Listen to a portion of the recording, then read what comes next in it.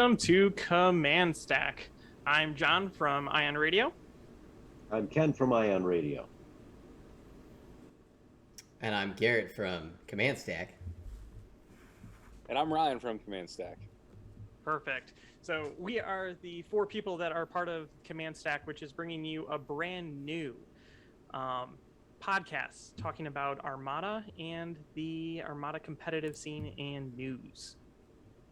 So let's start off with some news. So I'm going to kick it over to Ryan. What's going on in the Armada world today?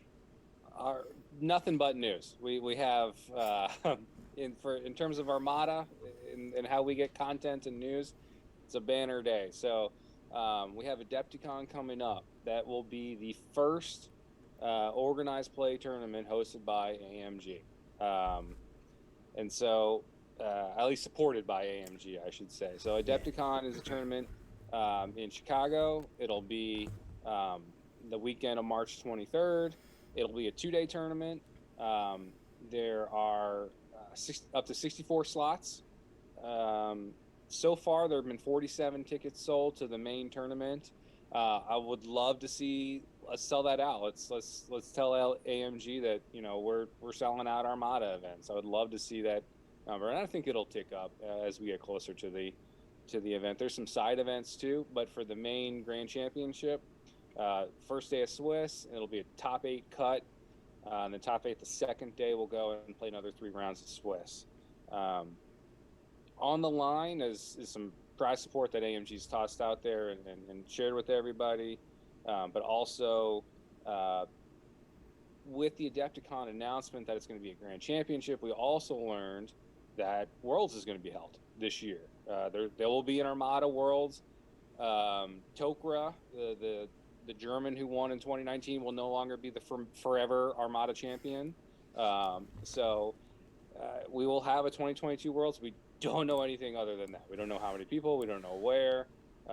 But it's for this game, it's good news that they're gonna hold it. So we're excited about that.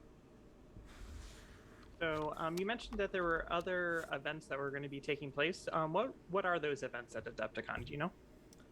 So for Armada, I know there's the Who's the Boss event. It'll be, I think, hosted by John from Cannot Get Your Ship Out, and I think that event is basically where you build a 370-point fleet without an admiral, and then each round you get a new admiral. And so it's a fun, more lighthearted event, but it's something different. So it's if you get there and you have the time, go play 3 rounds of it. It'll be fun. Yeah, if I'm not mistaken, that is going to take place on the second day of the tournament. So if you don't make top 8, there's still Armada for you guys to play if you've made the trip all the way over to Chicago for Adepticon. That's correct. Yeah. So there's a casual tournament as well. So there's the Bosk team tournament, and then there's the casual. So there's 2 side events to participate in. Okay. And then I believe the last day of the event, there is a team event. Mm-hmm. Have you guys ever played team events before? I have not. When you're on the same table? Not officially. Yeah, no. 800 points. Uh-uh.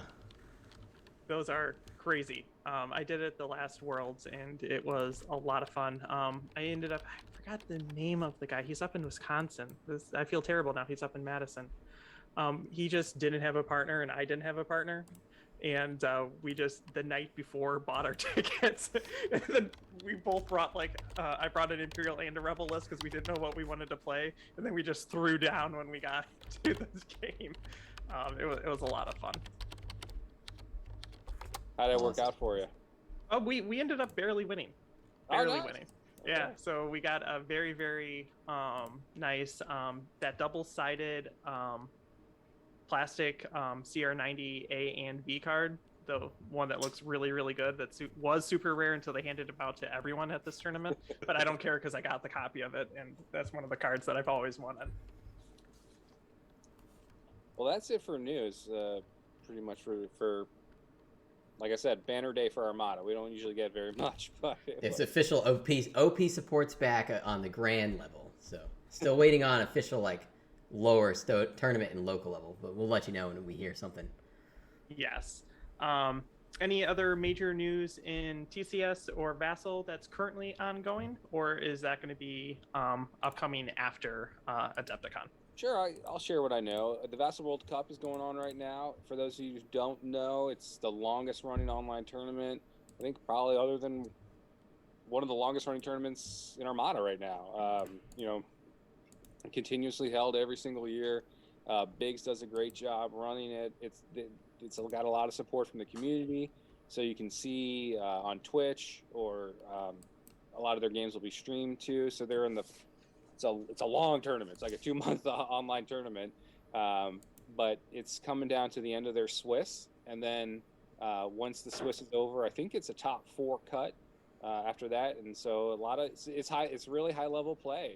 It's really really great players. I don't know the current standings or who's doing well in Swiss or whatnot, but we'll definitely be talking about that for sure. It's a premier tournament. It's really cool. In terms of TTS, we have a fun little casual tournament going on called Jank Tank. It's a kind of an idea we stole from X-Wing, that you get basically a randomized fleet, and you get to do a couple of upgrades and change it out, and it's a lot of fun. We had 30 players sign up for it. And then in terms of TTS, our first big tournament is coming up end of March, right after Adepticons, our second annual Battle of Hoth. So I'll be hosting that one, putting it on, and we hope to have 50-60 players. It'll be our kickoff kind of to the competitive TTS year. Perfect. So there's going to be a lot more for us to talk about here on the Command Stack upcoming. I believe today we're going to be focusing on the event that just took place over in Las Vegas, the LVO Open for 2022. We're going to be discussing the top 4 lists and seeing what lists made the top table after the top cut. Like, they cut off the top 16 from, I believe, a field of 40. Is that correct? Yes. Yep. Yes. So 40 players. Day 1, they played Swiss, and then the top 16 moved on to a game of Swiss to determine who was the LVO champion. So we'll be taking a look at those last 4 lists today. And I think that's kind of the plan moving forward for this podcast, is we're going to discuss the different lists. So with all these tournaments that are upcoming, we're going to be breaking down what lists are doing well, who's doing well, and what you can expect to see out there in the wide world of Armada.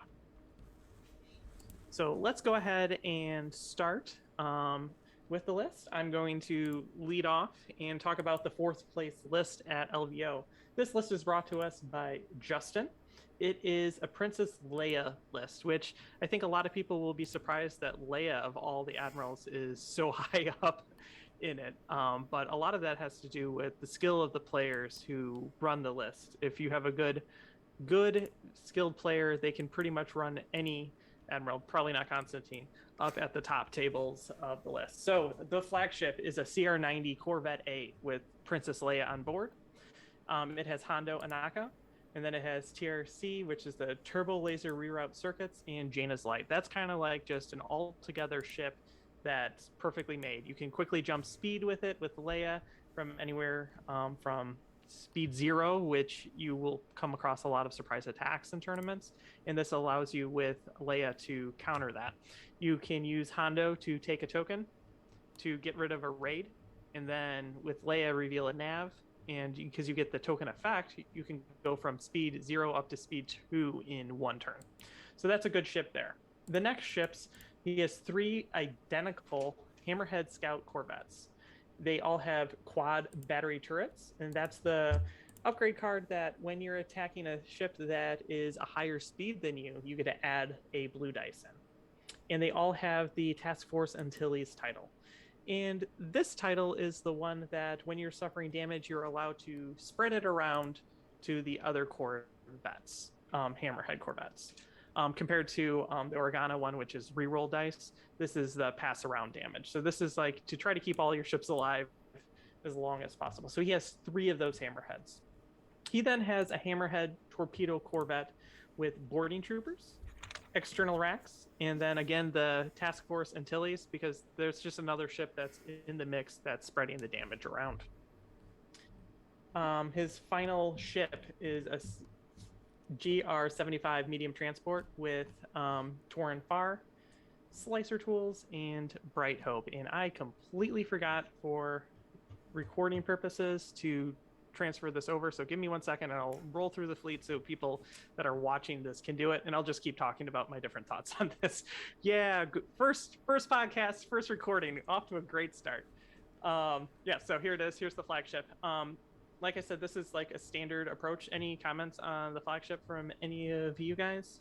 I think I explained why he has the upgrades he has on it, is specifically to counter surprise attack. Mm-hmm. So there's that. One of the things that I did not initially understand about it was these scout Corvettes. Why he has quad battery turrets. I could see other cards being more useful, like maybe even Slave. Maybe he's in a point crunch.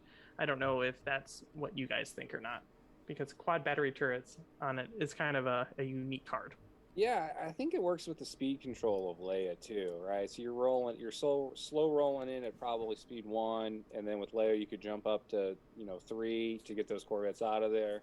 So I think that's probably why he's got them on there. But you if you are concentrate firing too, you're throwing 2 reds, a blue, and probably another blue. It's not too bad for a 49-point ship. No, not at all. And then you also have, with Leia, the ability to re-roll one of those red dice, because the blue dice will come up with something that's useful automatically. Mm-hmm. Mm-hmm. And I will say, kind of as a larger level, that it's just 6 activations. It's just big in today's game. We're not really in the activation wars as much anymore.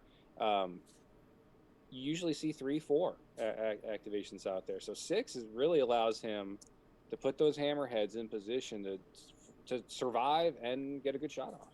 Yes. His next ship is the Hammerhead Torpedo Corvette, and if you let this thing get close to you, it's going to mess you up. Especially with all of those other hammerheads that probably are aiming at you.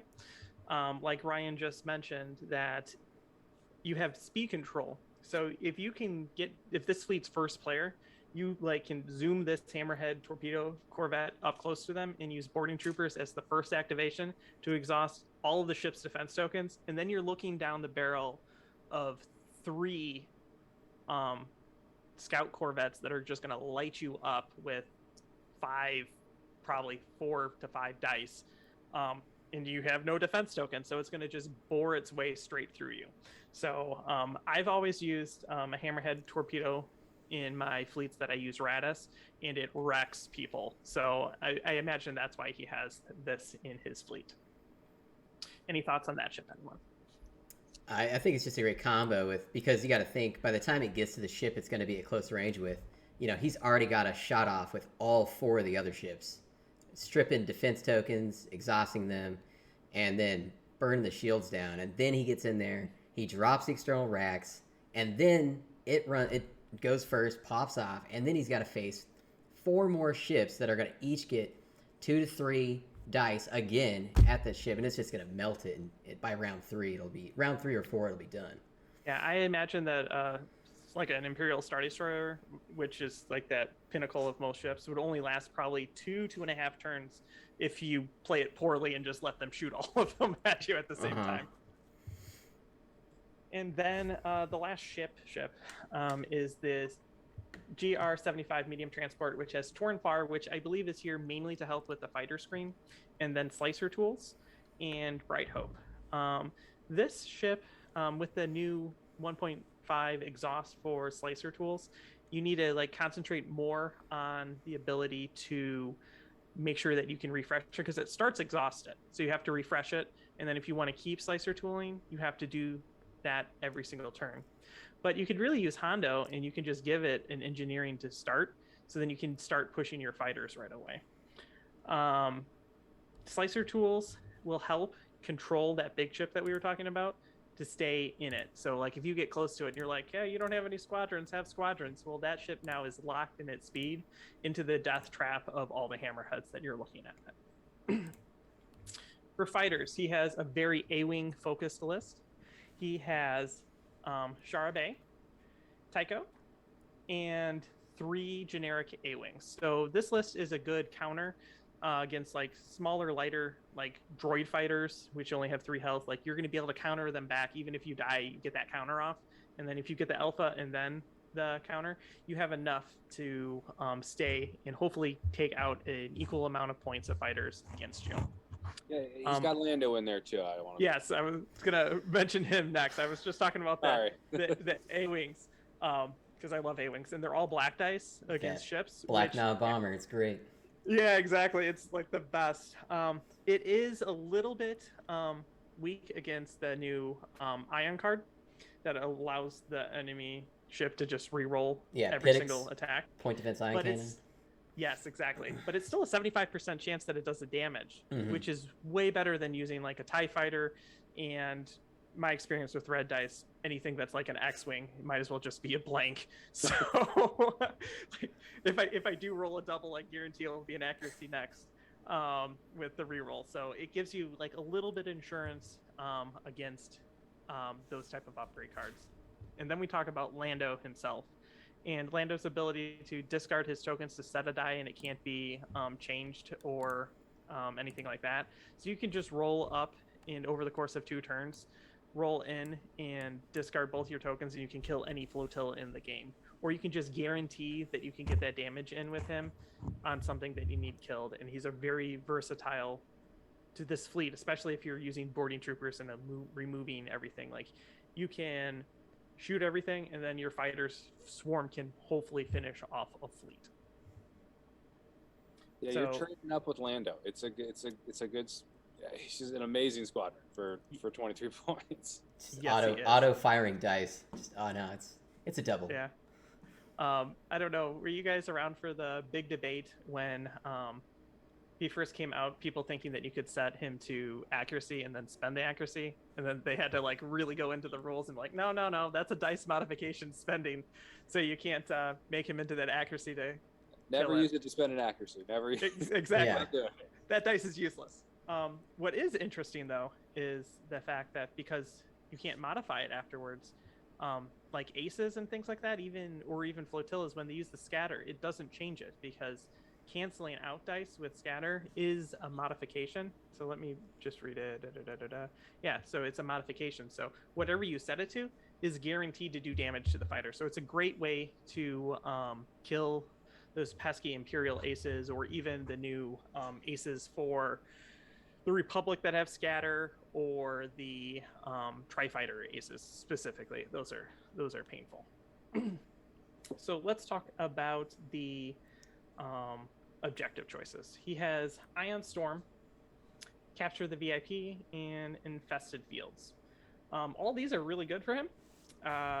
Clearly, Infested Fields with his fighters, he can just score them right away, and then he can move the obstacles in your way, which is always annoying. And that's one of the reasons why I tell people usually don't take Infested Fields, because it's always going to end bad for you.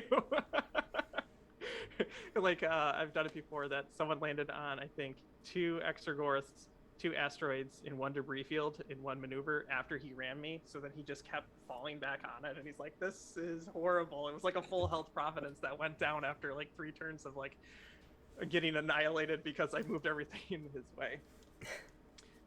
Which objectives, if you were facing this fleet, would you choose? I'm guessing people took Capture the VIP against him. Ion Storm with the QBTs, usually with Ion Storm you'll see TRCs or something to guarantee the crit for the points, because you can score, if you're at the raid range of an obstacle by throwing a crit out, you can score a ton of points with Ion Storm. So it's a trap. I would have taken Capture the VIP probably. Okay, Garrett, how about yourself? I would have taken the same. Infested Fields I'm just not going to go after it. And then Ion Storm, I mean, outside of the fact that I've never even chosen or played against that objective ever, it's usually when I bring a fleet, my fleet's not set up to even accomplish that task. So, I mean, Capture the VIP is going to be the best thing, I think, for anybody who's going to go against his fleet, to try and limit how much he's going to take advantage of it. Yeah. Ken? Yeah, I'm inclined to agree. I mean, the only thing that I'd be concerned about is that is 50 points. So you really have to look at what you're going to be able to, trade up to make up for that 50 points. But yeah, maybe you can take out a couple A-wings and get most of the way there. But you really need something quick or with strategic to be able to kind of mess with that objective, I would think. What do you guys think he picks up the objective token with if he plays Capture the VIP? Do you think it's the GR75 or the CR90? I think the CR90. Yeah, for sure. Jaina's late. Yeah, because then you can just scoot away and you go faster. It's also way more maneuverable.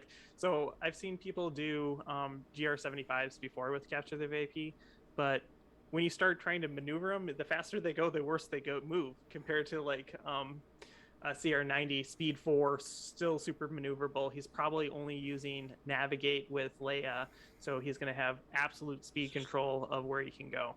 It does take the ship out of the fight, but it doesn't really matter because you don't want your flagship with Leia to die because the rest of the fleet is counting on her to do her ability. Also, this is how I always look at objectives. I 100% agree that Capture the VIP is what I would pick against this. And if you look at Ion Storm, and this is actually, I didn't connect the dot, but like what Ryan was saying with the upgrade, which upgrade is that? I always forgot that. Yes, QBTs. There's so many upgrades that are just initials. I just want to make sure before I start, randomly saying the wrong thing. You're right, yeah. But if you're at medium range of this ship, you have 1 blue dice from the ship. You have a blue dice probably from that, and then you can concentrate fire on. So on 3 blue dice, you should be able to get the crit and should be able to score Ion Storm. So this fleet is very much so built for that and doing it a lot of times. So you don't want that objective at all. And he only needs to do it what? That's 4 times, and he's already scored more points than VIP. So yep. if you think he's going to be able to score 4 tokens off of you, which is 1 round of him shooting into one ship, then you don't take that. You take Capture the VIP. And Infested Fields, like I said, if you move into all of those asteroids and let someone just come into you like that, you're going to have a very bad day, especially someone that really knows how to play it. They've already set it up in their head, because I'm sure he's played this fleet multiple times, and he's just move.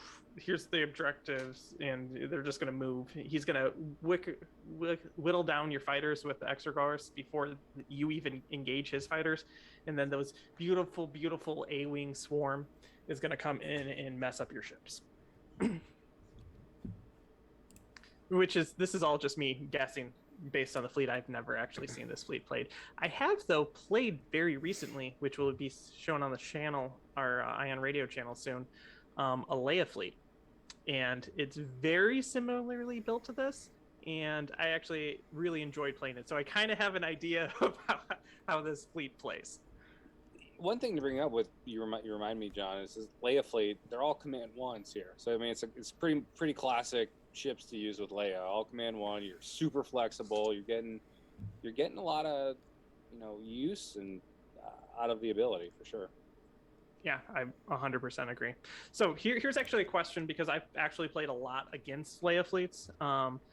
Mainly because where I used to play is where John from Can't Get Your Ship Out, and he's known as the Leia Commander. Sure. And so I've played against him a lot when he's Leia. Do you guys take tokens when you're playing as Leia? I don't know how often you guys have played Leia. It's just a curiosity. I've never ran her personally, so I can't answer the question. I mean, you're not taking a physical token with Leia. Is that No, let's say you're playing the game. Would you bank tokens, or do you just assume that you're doing movement? So I think one of the biggest misconceptions about Leia is that I think just because she has an ability that you have to use her every turn, and that's just sometimes it's better to forego her ability to get the 2 commands. So sure, I would, if the situation calls for it, absolutely. I think people fall into the mindset of we just have to use the ability, and so we're just going to go 1 command, and I think that's a problem. Yeah, that's actually the point I was making, because some people I've played only use the Leia ability, every single turn, they're hard stuck on using the Leia ability, and to the point that at the beginning of the game. They do nav, they don't use it, and they don't think ahead that they don't need it, so they don't take the token. And sometimes not using Leia and using a saved like nav token or something like that, or an engineering, or sometimes something weird like a squadron token, it allows you to save your ship. Just that if you're concentrating fire, you can do a ton of damage and then use your token and jump to speed to avoid an arc. Sometimes just not using Leia actually helps the ship survive. Like, Leia's good, but if your ship's dead, it doesn't get to use it. So that's kind of the point I was making. And I'm sure Justin is a very smart player and he does the exact same thing. So anyone have any other thoughts about this fleet? I'm good. Okay, let's continue then to the next fleet. Which of you gentlemen is then covering Michael D's list? I think that's me. Okay, go ahead. All right, so Michael D's list here, he called it Star Destroyer Besties, and we got a couple of Christmas tree. We got an Imperial 2 and then an Onager Star Destroyer. So he had a 400-point fleet. His admiral was General Ramadi, and we'll go over the flagship here first. So like I said, it's an Imperial 2. He's got it completely kitted out. So of course we have Ramadi, which is our, there's an obstacle in front of you. You add a red die. He's got, as his officer, Riva de Mesny, however we say that, where, if they're shooting at you, you've got a remaining hull point, or a shield point on that hull that's defending. You get to refresh a defense token, which is great. And then he's got local fire control, which of course swaps out that one of his redirects or his contain for a salvo. And then he's got flat guns, which is great to deter those squadron attacks. Increases his range with that those anti-squadron dice. He's got ECMs, which aren't as great as they used to be with the refresh mechanic with the engineering token, but still really good to be able to still use your defense tokens. We've got the point defense ion cannons we were talking about earlier, the Pitics, which are just amazing for that ability to just, re-roll that die when the attacker is attacking, especially like we said against those Black Knot bombers. They roll one black die, they get a hit, you re-roll it, they miss potentially. He's got XI7s for his turbo lasers, and then he's got the Chimera, which allows him to add on that fleet command, which is the entrapment formation, which he does. Is that if you do until the end of the round, each friendly ship can change its speed by 1, which adds some maneuverability to his fleet here. And then for his second ship, he's got the Onager Star Destroyer. He's got Admiral Ozzel to allow him to do that speed 1 maneuver at the start of the turn. Veteran Gunners to reroll all those dice in his pool for dice fixing. He's got a sensor team on there for his gunnery team. And of course that allows him to exhaust that card, and he can change one of his dice to an accuracy in case he doesn't roll one when he's doing that ignition shot. He's got XI7s on it as well. And then he's got the long range orbital bombardment cannons for his ignition shots. And then Cataclysm is the title he has on there for that Onager. And then he's got a couple of flotillas, and they're pretty standard. He's got one with Hondo Ohnaka and Comsnet, and the other one with Darth Vader and Comsnet. And that Darth Vader one allows him to discard one of those officers on the other two ships so they can reroll die, any number. And then he's got TIE Fighter squadrons. He brought 4 of those, basically to run interference, right? And then that's his fleet. His objectives, he brought, of course, advanced gunnery, which I don't think anybody would ever choose that to go against him. And then he's got contested outpost, which of course, would be, his dream setup almost, especially with that Imperial Star Destroyer, which, it's Imperial 2, so if you're at long range, it's not going to have the most teeth on the planet. It's got those 4 red die out the front and maybe an extra from General Amati. But if somebody's coming close to that station that he's going to be hovering around, the way he can defend with that ECMs and the Pitics, that Imperial 2 with that front arc is just going to be a huge challenge, and that Onager that's going to be sitting right behind him. And then for the blue objective, he's got infested fields as well, which I'm sure he would harvest those tokens with his Gazantes and then really use those Exegors to deter the much better enemy fighters compared to his TIE fighters to really add to his abilities. So that's his fleet. Does anybody have any thoughts on the setup here? I mean, it's a tried and true Star Destroyer build. It's so good, especially the Pitics. The Pitics, I think, are one of the best Ion upgrades that have been added. Probably one of my favorite cards of the Clone Wars 1.5, because I think they come with the Providence only expansion. So, but yeah, what do you all think?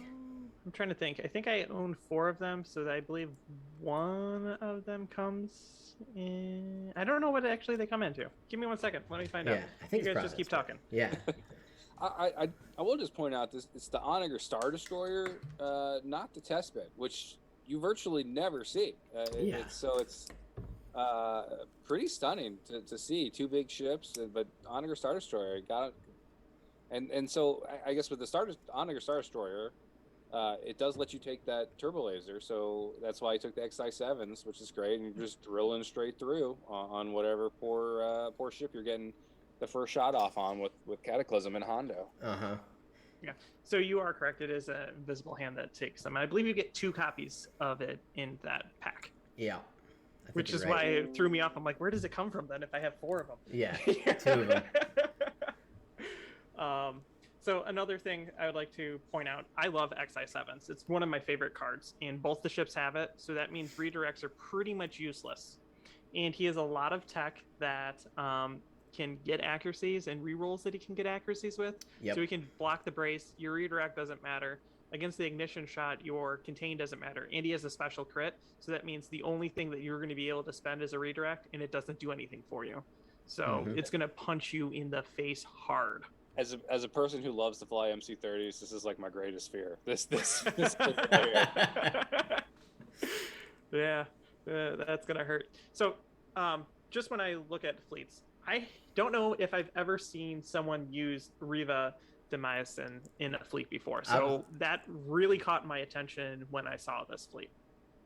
Yeah, I was gonna say, saying usually somebody brings a different officer slot in there, even something as simple as like an intel officer, Palpatine, right? So because she's just not used very much, but when you're in that clutch and you need that brace refreshed, I mean that's a pretty useful card to have on board, or get rid of with Vader, right? If you're like burning through your defense tokens, just toss her and reroll your dice pool. So exactly, I actually think at the beginning of the game you might be using her more to refresh the salvo. It might be a bigger deterrent than using your brace, because I've seen a lot of fleets.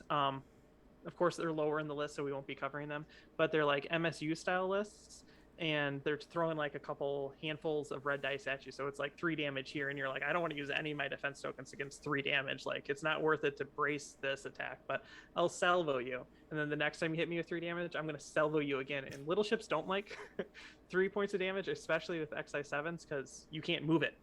So that salvo is going to hit you back.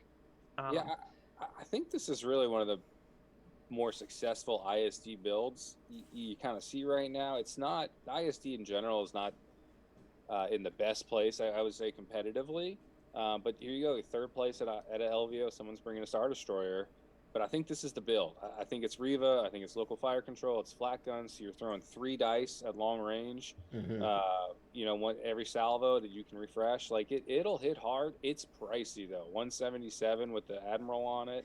It is a beefy ship, and ISDs in a separatist all-ship environment can go down pretty quickly. Yes, it can. So my next thought on this is he probably doesn't hold on to entrapment formation, right? Right? He switches that out for intensify, right? Yeah, I think so. Probably. I forget about that with turn Chimera. 1. He's just getting under the 400-point limit, That's honestly what I see when I see that. Yeah, that's going to be a mean fleet to come against, because you're like, I'm not going to get to the Onager right away, so I'll go after the Star Destroyer, and the Star Destroyer is going to hardcore punish you. Right. I think, and this list doesn't care if it goes 1st or 2nd. No. It doesn't care at all. So, again, because I love doing this, even each fleet, what objective would you choose if you went up against it and you were first player? Ooh, man. It really depends on the fleet I'm bringing, but against this, I wouldn't take Contested Outpost unless I have like a Starhawk, and be able to overwhelm possibly that 3-command Star Destroyer that's there. But if not, no. I think if I'm flying like a smaller MSU fleet, I would probably risk Infested Fields. Or maybe even Advanced Gunnery over that. But probably Infested Fields just because I feel like I could use that as much as he can against him with the small TIE fighters he has. Honestly, this one's about how you're going to maneuver yourself at the start to try and get to that onager and stay away from that Star Destroyer. Correct. Ken, how about you? Well, what objective would you choose? Well, I mean, I'd throw Contested Outpost away right off the bat. I think it would kind of, again, like Garrett was saying, depend on what I'm bringing. If we make the assumption I'm bringing a typical Kraken MC30 list, which, John, I know you absolutely hate when I do that. I think, honestly, I'd probably want to choose second player myself against a fleet like this. But it'd likely be... Honestly, I'd probably go with Advanced Gunnery, and my reasoning for that is with Infested Fields, there's just more opportunities again, to position obstacles rather, along with Ramadi, just to get those shots. And the Onager is a lot more maneuverable than I sometimes think we give it credit for. So there's and with Ozzel on there. Yeah, it's worrisome because I just see that as just being, more points being thrown into his hands. Okay, Ryan, how about yourself? I think it depends on what you got, what your own fleet is, as everyone else has kind of said. I am, like Radis, for instance. I think if you're bringing him, Advanced Gunnery might be the way to go. Get outside the nasty front arc of the IST2 just through the drop. But the other advantage of taking Advanced Gunnery is if you have an all ship list, just dive in after the IST, because I think he probably puts it on the IST. Just throw everything you got. 100% he does. Acknowledge you're going to lose some stuff going in, but you'll get a huge, it'll count double. You'll just get the payoff could potentially be huge. I would, in my own style, I'd probably be a conservative player, and I'd probably take Infested Fields just because, from a point standpoint, he's only going to he'll grab 3 tokens, I'll grab 2, and, he'll have a 15-point advantage, and then we'll take it from there, and hopefully not doing too much damage with rocks being thrown under my ships. But so personally, for me, it's no even thought. It's Advanced Gunnery every single time. And basically, all of you talked the same thing. Contested Outpost, I'm not pushing 2 Star Destroyers off of an Advanced Outpost or Contested Outpost. There's no way. Infested Fields, I have messed people up so badly with moving obstacles, especially with this commander. Like, if you really start thinking about it, like every single attack that this Star Destroyer is going to make, you can't be obstructed. You're probably going to be obstructed, and you're going to be taking an additional red dice, and he's going to be re-rolling all of his red dice. You're going to die really fast with it, and he's going to get points from it. Advanced Gunnery, like if you're an MSU list, you throw it on your GR75, you kill it, you get 9 extra points. I don't care. And then you can use your speed and maneuverability to try to get into the side arcs of one of those 2 ships and just focus in and kill something and be done, and try to negate the fact that they have that gunnery team, because most of the time you're going to be facing a ISD anyway, and you're going to have to worry about gunnery team. So it's not going to be like a huge addition, like thought wise. Like he can attack the same thing twice, which is brutal, but it's not going to be like instead of like shooting 2 of your ships and almost killing both of them one turn, he's just killing one of them one turn. That's kind of where my thought process is on that. So that's what I would choose. I think one of the interesting things about that point, John, and Ryan kind of mentioned this earlier, is that command ship is 177 points. And if that winds up being the objective ship and you can tank it, that's, 350 points almost? Well, you don't do the upgrades, but it's 120, but that's like but 240 points for just killing one ship. Right. I mean, it's humongous, a points advantage if you can take that out. Yeah. And it wasn't easy. I watched a couple streams, and it's built so well that it's going to survive, and it's going to hit back so hard that you're just not going to have enough usually. By the time you get by its front arc, it's already gone. You're already gone. your ship. So Yeah. it's just so tanky. I will say IF with salvo is just such a nasty combination. Just to be able to, guarantee two hits to three, or whatever it may be. It's a tough, rough road for a small ship player. It's what I just was mentioning about which token do you redo. It's that 3 points of damage is like that really the curse point of Armada. If you can hit exactly 3 points of damage on all your dice on every single attack, your opponent doesn't know what to do. Right. Especially with XI7s, like you can't even move it. It's like 3 points. Okay, great. I guess bracing it to two is stupid. I guess I contain. like it's the absolute worst place for damage to be. It's 3 points, and that's what that salvo does at long range. Because blue dice should be hits, and your red dice may be hit, and then you just intensify the accuracy or the blink into a hit. 3 points of damage, and you're like, oh, maybe I don't attack you. I want to point out one thing. This list was flown by Michael Dunn. He used to be a former Bloomington, Indiana player. I flew my first tournament game ever was against Michael in Louisville. But he won. He's a great guy. Won LVO, the last LVO, to be the American national champion, and whatever that was, 2019 or 2020, I think. So he's a really, really great player. Yeah, I've actually played against him multiple times in, I believe, the Indiana regional, and then also some of the Chicago, and then I ran into him at LVO that last time as well. He's a great player. Okay, moving on to the next fleet then? I think so. Okay, so I believe, Ken, you're taking Adam's list? This is Adam's list, and we've got an Admiral Akbar list. Now, I believe he comes in at, is this 388 points? Yes. Yes, cool. So 388 points. Akbar's on an Assault Frigate Mark II-B with an Intel officer, Kaken and Sholin, ECM, and slaved turrets. So pretty good loadout just off the bat here. Akbar, you're getting those extra dice when you're making your side shots. A little bit of capabilities for re-rolling with Kaken and Sholin. ECM's good for defense, and you get the extra die with the slave turrets when you make the one shot.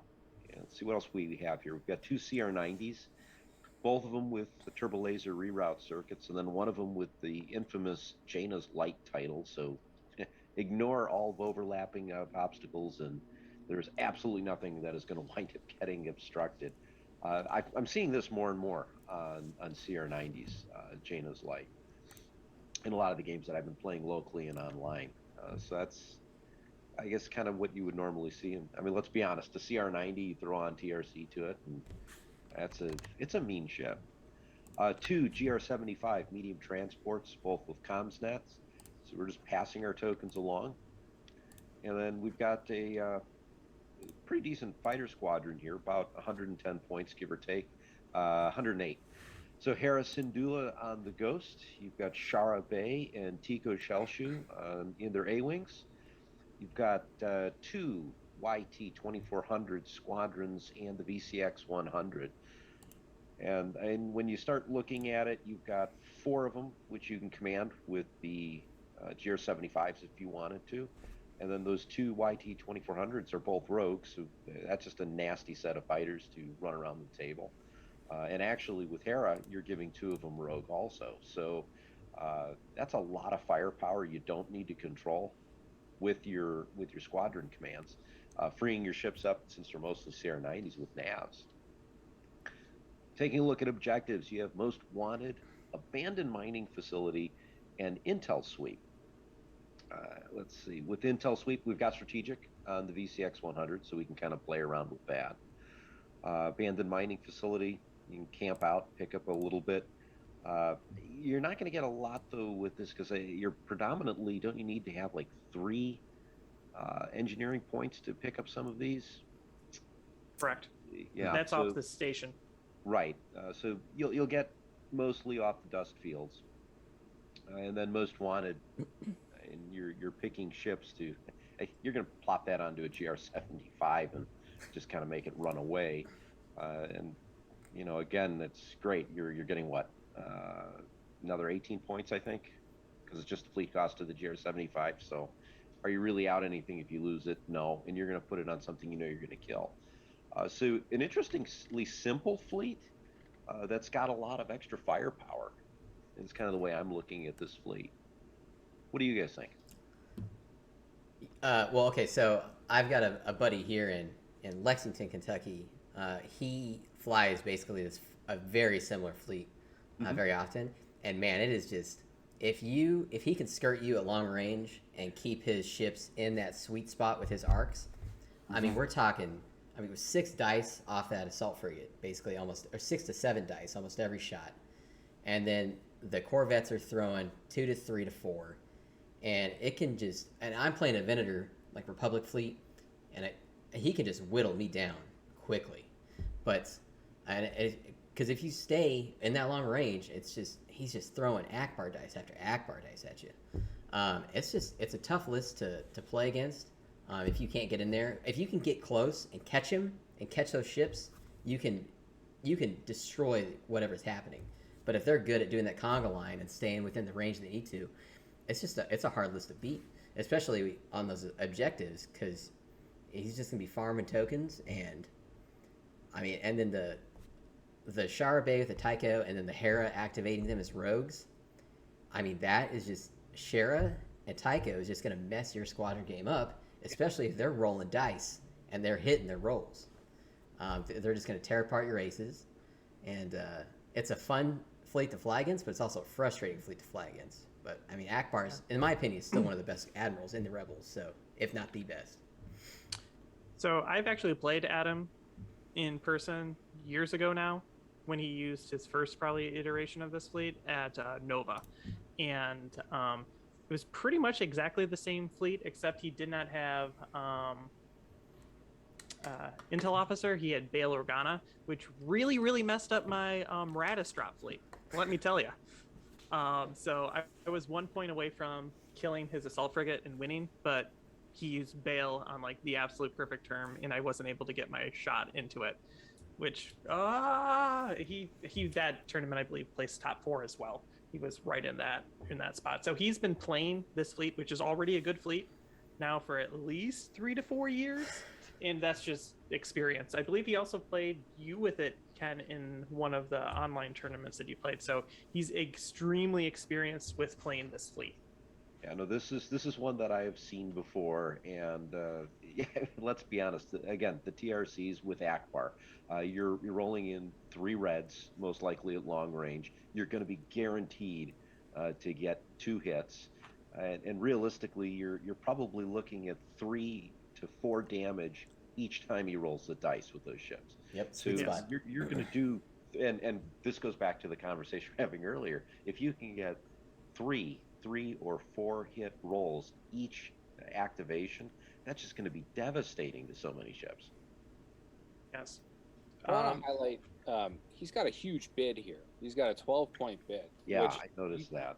You just don't see that too much anymore. Usually you're seeing 3-4 bids, but he's bidding for second, right? Mm-hmm. He's 100% bidding for second. That's how he plays this fleet. Like John said, this is, the only fleet I've ever seen, the bones of this fleet fly competitively. He's bidding for second because his objectives are so nasty to play against. It's a huge bid to in today's day and age. I will point out Adam has his own YouTube channel, Angry Ewok YouTube channel, which has great Armada tactics on a really granular, hyper-specific level. So if you're looking for that kind of tactical approach in a visual format, he's great to check out. Yeah, I agree. So speaking of really mean objectives, let's do it again. What objectives are you guys picking if you're forced to go first? And I believe you will be forced to go first because he had the largest bid at LVO. Wow. Can I I'll go first. Can I not? Intel Suite. This is the same objective that I played against him, and I just automatically knew I was going to lose it, and that's 75 points, but the other options were way worse. If I chose most wanted, he would just annihilate my one ship. That was my lead flagship. it's just gets obliterated too fast, and then it doubles the points. And then like I'm hunting down a GR75. No, thank you. Abandoned mining facility wasn't there before. So this could be a pick if I had like if I had an interdictor fleet, I would pick this because then I would be able to outmine tokens from him. It would still be a challenge, but I would be able to outmine tokens from it. But intel sweep, if I can cut off his intel ship, like depending on activation, and I could gun it down before he picks up more tokens than I did, then it's a tie and you risk it the 75 points. But coming off just knowing that I'm 75 points down, I think is better than knowing that my ship is 100% going to die and that he's going to obliterate me with mining tokens when I'm trying to get across the board to get him. So that's what I would pick. At least I know how bad I'm going to be losing. Yeah. I think I'd actually pick abandoned mining facility. My reasoning for that is usually I've got 1 or 2 MC30s in my list. Like my latest iteration, 3 MC30s, I could maybe capture a couple points. I think the downside there is I need to get close into these ships, and I don't know that I want to be there. So I'm just going to get torn apart. So, right off the bat, most wanted has to go away. I don't know that intel sweep. I'm going to lose the 75 points anyways. So I'd almost rather try and counteract that with a handful of tokens through abandoned mining facility. But that's me. I think it'll be interesting to see how long he keeps abandoned mining facility in this fleet. There's a lot of fleets out there now that are made for token farming abandoned mining facility, much better than his own fleet, frankly. So yes. I don't. It'll be interesting to see if he keeps that in there, because there's a lot of fleets out there. Now I don't fly any of those fleets, so I would be in a lot of trouble against this. It comes down to most wanted or intel sweep. None of them are good, and they probably mean I'm losing the game. I'll probably take intel sweep, I guess. I would take abandoned mines facility. Intel sweep, it's a guaranteed 75 points that he's going to get. Most wanted, no. But abandoned mines facility, I can mitigate how many points he's going to get from the objective. And you can play I think the Purgles and the Dust Fields to your advantage as well as he can. So especially with that Akbar fleet, that's the one I do play, and this is an option I always take, abandoned mining facility. Yeah. So Ryan, you mentioned that you wonder how long he would have this objective in his fleet with so many fleets aiming for this objective in theirs. What would you switch it out for? So he's got the VCX. So he's got some options there. I want to see. I've seen this fleet run with Capture the VIP. Yes. Quickly grab. It's kind of the cousin of Intel Sweep, I'll say. Capture the VIP. 50 points. You just get it. You put it on your assault frigate, and you're great. You're second player. Let everyone come to you. You just keep Akbaring them every turn. Probably at some point he had fire lanes at one point just for token farming. But that's kind of my guess. He picks these to score points, and so it's whatever yellow objective is going to score points. It's not going to be Rift Ambush, something that's not going to score points, but something like that, I'd say. Yeah, I would agree. When I played him, I believe he had firing lanes. I'm not sure. It's been very long. It was either firing lanes or Capture the VIP. And if it was Capture the VIP, 100% I would pick Capture the VIP because clearly 50 points giving to the other player compared to 75 points giving to the other player, unless I got really cocky, which I could have because, whatever. It's 5 games in a row. And I'm like, I'll totally get all the intel officers. And then I realized he had FBCX and he could move it. I'm like, oh, this is a mistake, which I think everyone has done once or twice before. Okay. Any other thoughts or comments on this fleet? Besides, it's a very fine-tuned machine at this point. Yes. Yeah. It's a good way to put it. Yeah. Especially with him playing it, like he's played it so many times at top tables too. Okay, so let's check out the winning list of LVO. And Brian, you were going to cover that. All right, this is Sam's list. Sam's shenanigans. It is General Ramadi list. It starts with an Onager test bed with Ozzel on it, veteran gunners, ordnance experts. So you have your dice fixing, medical team, which is always interesting. use of 1 point, and then orbital bombardment particle cannons and cataclysm for 138 on his total points for the test bed. Then an interdictor suppression refit with Vader, projection experts, proximity mines. Keep that in mind. Proximity mines, G7 grab wall projectors, targeting scramblers, PDIC, and interdictor to refresh the targeting scramblers. I'm guessing another interdictor. So we got double interdictor with NIDA, projection experts, proximity mines, grab wall projector, grab shift reroute, and then another PDIC, and then along with one Gazanti with Hondo, Comsnet, and proximity mines. So this is just a monster of a list, and I just want to say I love it that Sam came up with it, and this is what won. This is the winning list, and comes in at 394 points, because it just shows you like all of these upgrades other than PDIC, but like the bones of this list have been out there for 2 years in Armada, and he just created this on his own, and it's just been crushing everything. I think the first time I saw this was we had a TTS event, Assault on Endor, which he won with a version of this fleet. But it's awesome. And here's why. Here's why it's awesome, because he's got the double interdictors. So he's putting two grab wall projectors down. So he immediately has 2/3 of your deployment zone where you have to deploy at speed 0. And so why is that bad? Because of his objectives. Because surprise attack, abandoned mining facility, and doom station, each one of those is kind of designed, whereas if you're at speed 0, you're in a bad spot. Surprise attack number one, he knows, unless you have Corvus, where your flagship is going to be. So your flagship is going to start the game at speed 0 with a cataclysm onager shot coming at it, where you can't spend defense tokens. You probably be up to speed 1 is my guess, hopefully, but you might not be able to. And he's going to put mines everywhere for each of these objectives. He's going to put mines where you don't want them to be, and he's going to be able to move them. He's probably going to put mines on obstacles, and so he's moving them around with the grab shift. Yes, that is how he plays it. Yeah, and so I've seen instances of this where someone's flagship can blow up round 1 because you move. Maybe you can get up to speed 1 somehow,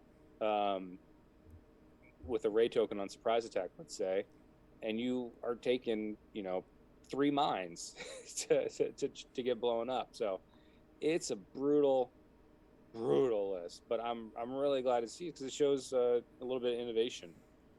Yeah. So I've played double interdictor for a very, very long time, and I feel that what it always was missing, I think we talked about this in our intro, was the firepower to take out something quickly. Like the interdictors, you can tank damage for usually 6 turns with 2 of them, especially when they're helping each other out by passing health to each other. But what this fleet needed was the onager, that it can do massive firepower from long range. With the combination of those things, it just clicks, because what do? You start at speed 0 and you take a shot, and then you're trying to get across the board to kill the interdictors, and then you take another shot. And then at this point, like, if you're still alive, then now you're going to take massive damage from the interdictors, because interdictors throw like very consistent damage at range, like especially when they can't be obstructed and you're gaining another red dice. So that's like 2 red dice. That's that sweet spot again, like 1 to 2 damage. And then you come into the blue range and it's like 3 points of damage every single arc, on top of getting hit by an onager. Like, your ships are going down before you're even getting into range. It's a very cruel list to face. So maybe don't bring it to your casual night if you want to be friends with somebody afterwards. I believe this list is going by another name as well, which is Thanks for Playing, because you have the other player doesn't actually play the game.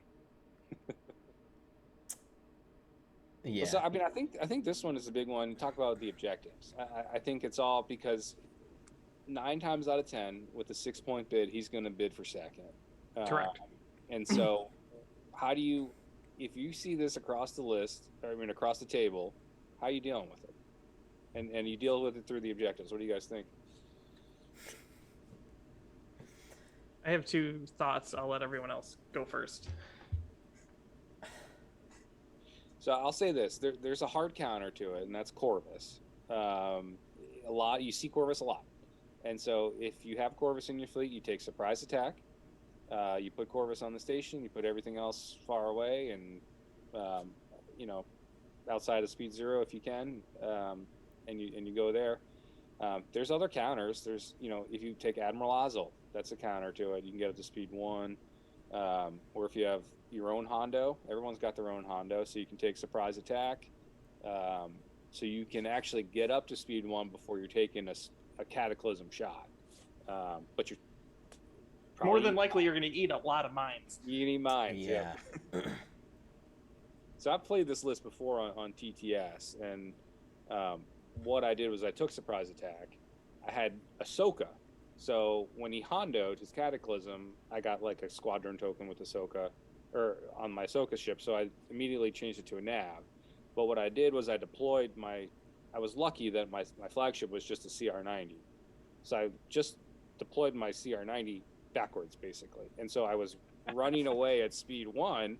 While the rest of my, the 350 points of my fleet or 300 plus points could actually start moving towards them, and that was one. I didn't play Sam at the time. I played another player, but that was one way I dealt with it.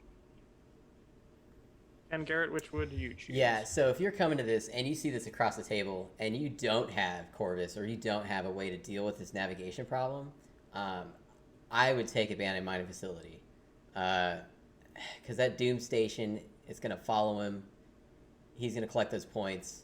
I think that's how Doom Station works, unless I'm confusing with another one. Is that Doom the one Station moves toward the center of the gravity list. So he just travels it with one of his ships and gets those points, and then basically just spread it apart so you get more turns with his shenanigans. So I mean, this is just, if you don't have a way to deal with this in your fleet, if you're like, let's say you show up with a couple of spat Venators. I mean, you're outgunned, out objectived. Yeah, I none of them are good. I would take Abandoned Mine Facility, and you're just gonna have to deal with the extra Ramadi dice and the mines, and at least maybe you could outmaneuver the mines at that point. But yeah, that's what I would try and do if I don't have any shenanigans on my own. Yeah. What I'm seeing from all of this is what Ryan had mentioned earlier, and this is moving the paradigm of what you need to build for fleets. Is you have to know how to play Abandoned Mining Facility, and you have to do it well. Whatever fleet you come up with has to be able to do that, because you're more than likely going to be seeing that as the yellow card. And if you can't at least pretend to keep up with the points for what the other person's doing, you're just going to lose, because the other objectives are going to be far more punishing. So what do you recommend for that, John? To do that, you just basically have to learn how to play the game for a mining thing, and then just build in something to be able to do it. Just to be able to get a couple tokens in. Because if you look at it, Doom Station, he's probably going to get 120 points if the game goes that long. And I say if the game goes that long, because probably he's going to table you before that. That's kind of the brutal thing. Or if he forgets to move the station first, which I don't think he's going to do, and you're just like, ha, it's speed 2, here we go. So part of me is you have to figure out how many points. I haven't played this fleet yet, so I don't know how many points you can get off of Abandoned Mining Facility, but it wouldn't be that hard. You just map it out how many turns he can do it. And he's probably going to go try to get to the station as quickly as possible from that dust field, because he has interdictors. He's going to just churn points with that station. So figure out how many points possible he's going to get with that. Let's just say, let's see. First turn is going to be 4 tokens. So 4 tokens. So he's at 8 tokens after 2 turns. Hopefully then he's on to the next, the station, and he's going to get 3-ish tokens per turn from that. So over the course of the game, he's going to get 6, 12. He's going to get 20 tokens, roughly, if he goes 6 turns. So that means that objective is actually worth 200 points period, without you scoring a single point. So if you can't get roughly 6 tokens worth, you might as well just take Doom Station. So like keep that in your mind, like how many points can he possibly get? And so just aim, he's going to get 200 points worth of stuff from that. So you should probably either have a Corvus or wait to get out of surprise attack, because you're going to see it everywhere anyway. Being able to escape surprise attack is good, and you need to build that into your fleet. And then you also have to figure that you need to minimally get 6 tokens from abandoned mining facility and across the table and kill his ships. Otherwise, you just straight lose against mining facility. So maybe Doom Station's better, because at least then it's only 120 points. Like you have to take that calculation into your head when you sit down. Like, how does your fleet actually go up against it? So it actually gives me like, I don't know how to answer this because it's so fleet dependent of what I would take. Because if I had the answer for surprise attack, I'd take surprise attack. And if I had an answer for abandoned mining facility, I'd take abandoned mining facility. And if I didn't have any of that, it's 100% I'm taking Doom Station, because at least I'm then only 120 points down. That's my thoughts on it. It's brutal. Just, you know, if you're going to tournaments, people are going to copy this list. Yeah. They just are. It's be prepared, have a counter for it. And if there's no counter to it, you know, and just a bid too. I mean, that's probably the easiest counter. Just have a 7-point bid. You know, I'm sure that, and take second, I guess. In one of our local Discord groups for our group, we were talking about this fleet, and I posted something ridiculous, and I think I had like a 18-point bid on it, because I'm just so used to, that's what I dropped. Like my Radis, like I used to run it with 25-point bid because I had to go first against 2-ship. Like if you could out 2-ship with a Radis build, you obliterate it. But you had to have like 25 points. It's ridiculous. Like almost a quarter, almost like what, an eighth of your fleet or something like that is in just your bid. But if you don't have it, you lose. And everyone's like, well, he only had 6-point bid. And I like posted that Simpson meme of 6 points so far. And that's really what it is. So at a Adepticon and Worlds and things like that, I imagine he'll be there, and I imagine he's going to play this fleet. It will be very interesting to see if he ups his bid or if someone finds an upgrade that they strip off to up the bid. Because if this is the new 2-ship, which it is, or fish farm or whatever you want to call it, this is the new thing that it's extremely difficult to beat. It leaves you with very few options to choose from. Like, this is the new fleet to beat, and it's going to just be mirrored by everyone. So what are you have against Mirror Fleet? The only way to beat the Mirror Fleet is to be second player. So you need the bid. So we're going to go probably into bid wars again. So I'm very curious how this shakes out. Absolutely. And then I think Adepticon will be the first big tournament to tell us who brings it, how many people have a double interdictor onager. And I mean, I will say, like, I think, you know, kind of 2-ship or is kind of spoken about, you know, pejoratively sometimes, I think, but like, I never kind of viewed it that way. And I like the innovation of it. You know, I like to see the freshness of coming up with the new list, because 2-ship, all the components kind of had been out for a bit. This especially, I mean, he just broke onto the scene with it in the fall of last year, and everything had been out for 2 years. You know, this is nothing really new. I mean, projection experts, geez. I mean, I will say that his first version of this had 2 TIE fighters, and so he dropped that for projection experts to add in there for a little extra healing. So I think it's cool to see the list. But you're right, it's brutal. You might not have a great time playing against it, so be prepared. If you watched the last stream of Lvo in this, he faced, I believe, Justin, who we talked about in 4th place. Yeah. And Justin is a very experienced player, like very, very, very experienced player. And he's always near the top tables. He's very influential in Armada. I believe he's a mod on the main Star Wars Armada channel. And the thing that hit me with that is he tells Sam, yeah, I'm just tilting. And to tilt a player that has some of the most experience in Armada says something about the fleet.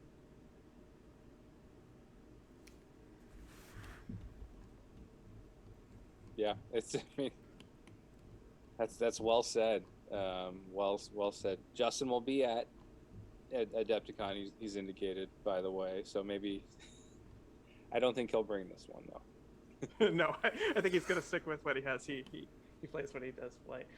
Something I would just like to point out, I don't know if this is just the way that I read this card or if other people read it differently, but the setup for surprise attack is the second player places the station at distance 1 to 5 of the first player's edge. Stop. Then place the remaining obstacles as normal. As normal is every other starting with the second player. So I believe I watched it and I was half asleep. I watched the last round of LVO.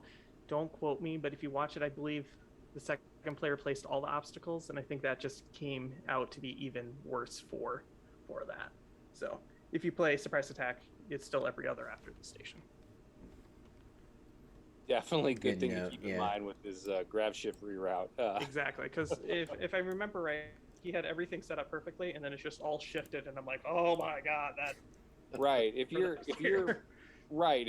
pick surprise attack because you think you have a counter to it or something, put the obstacles that you get to place other side of the board. Exactly. Throw them off that the corner, board. that corner, and that corner.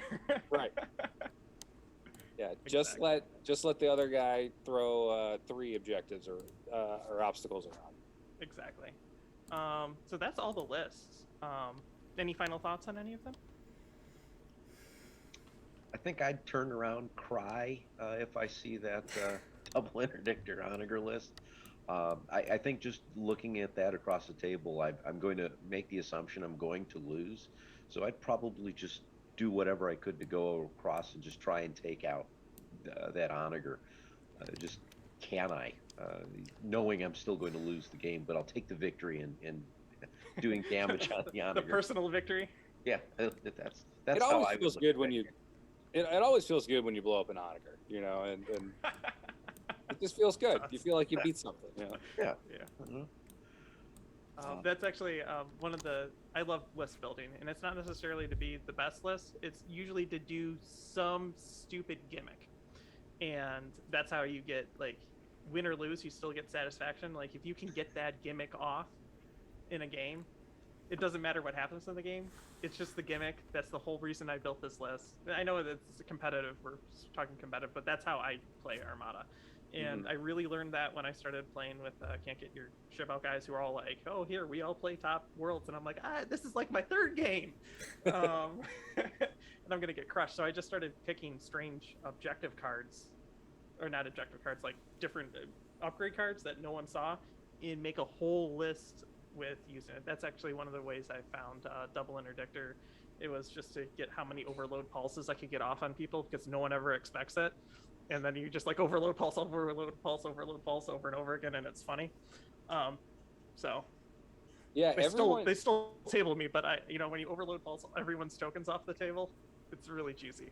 I'm the same way. I have a lot of satisfaction in coming up with a unique style ship fleet or what be to bring to the game for sure. So yeah, it's a good way to avoid the trend where you see the same 25 cards used in every game. And so, and if any new players are listening to this and you're getting into it, it's easy to get frustrated, but don't get frustrated when you bring a list with a card that you think is fun. Bring it and then play that list the next 8 games and see where you're going to refine yourself into it. Cause that's how, fleets like this get created. So, cause you're going to figure out what to swap in and out, but don't be afraid to use cards that everyone says sucks, because you might be the clever one that figures out how to take it to the next level. So, absolutely. I guess I'm going to have to try the interdictor combat refit now and see how to make that work, right? No, it still sucks. Guys, don't do it. There's some limits. Director Izard. Oh man, yeah, that card. But you know what their dial is. I know what their dial is already. They have a shirt that says "always navving." If it's not a nav, I'll be surprised. I don't need Izard to tell me that. It's a squadron build. They have a squadron dial, 100%. Yeah. man, So why out did of they the even four of make us, that card? Oh man, Izard? Yeah, well. So that's the four of because us, it was X-wing coming into it, and if you could see their dial in X-wing, that's super powerful. Seeing their dial in this didn't matter at yeah, all. no. So who's planning on making it out to Adepticon? I will be there. I certainly will. I will be there for the main tournament, and I'll be. I think which is Friday, so I'll be heading down on Thursday. Very nice. He's going. Tater, I'm afraid I'm not going to make it. So, as I'm Tater, but I have a lot of tournaments that are piling up, unusually, like in the next 2 months, and so I am churning through prize support for those, and then as well, people make a lot of pre-tournament orders, so I don't think I can make my schedule work to take off basically a whole week to go down there, participate, and then come back. So there's just no way. I'll be there in spirit. You'll see the stuff if you go to the side events, but yeah, unfortunately. Yeah, I won't be able to attend. My wife and I just had a child. He's now a week and a half old, and so I used up all my PTO and all my time off right now, so I can be here, support her, and get to know the little man. So when Adepticon rolls around, it's on my weekend to work. There's just no way that I'm going to be able to get out of working that, especially with it on a Friday, Saturday type schedule. I work usually Friday, Saturday, Sunday night shift. There's just no chance. So sad. Maybe next year I'll be able to make it out to it. There's a pretty good chance that I will be around Adepticon. I'm not going to be in any of the tournaments, although there's also a chance I've got an invite to join up in the team tournament. So maybe you'll see me there. But if not, I'll probably be wandering around aimlessly and looking at what neat new things I can buy for Armada and everything else. So, Yeah. But so Ryan, I'll probably see you there. Sounds great. Yeah. Yeah. So I think we're gonna wrap this first inaugural podcast up. So we're gonna be putting it to. Have we figured out what streaming services we're gonna be posting the podcast to yet? Yeah, we'll be on YouTube, Twitter. Are we gonna try Podbeam? Is that what we're gonna try? Oh, okay. Yes. I'm making a push to get on Apple Podcasts, so it'll be easy for everybody. That would be the Cool. best. If there is a podcast service that you think is the absolute best, let us know. One of the best ways to reach us is either comment on a YouTube video. Hey, I want to talk to the command staff in the command stack. And that's what we should go as, the command staff. That sounds really good. I think I just made a thing. We're the command staff of the command stack. Yeah, that's nice. Yeah. Sometimes you just stumble across things, just like lists. And another way to reach us is if you go to the Ion Radio Discord channel, we'll have an entire thread dedicated just to the command staff, which you can come talk to all of us, ask us questions, ask us about lists, ask us about ideas, tell us about ideas of the lists that you've seen here today. All right. Sounds great. Yep. We'll send it. Send us your list ideas. We'll talk about them, and then if you want us to talk about a future tournament that you have, send us your tournament list. We'll definitely talk about it in the future too. And any detailed notes with how that list is played too would be extremely helpful. Yes, as much as we can look into these lists and this is how I would play it. Some players have this idea behind their list, and knowing their thoughts on why certain upgrades are there leaves the guesswork out for us. Yes. And then we can just focus more on the strategy. Okay, so thank you very much for tuning in and listening. We are looking forward to talking to you guys in our second episode. Until then, I'm John. I'm Ken. And I'm Garrett. And I'm Ryan. And we are the command staff, and this is the command stack.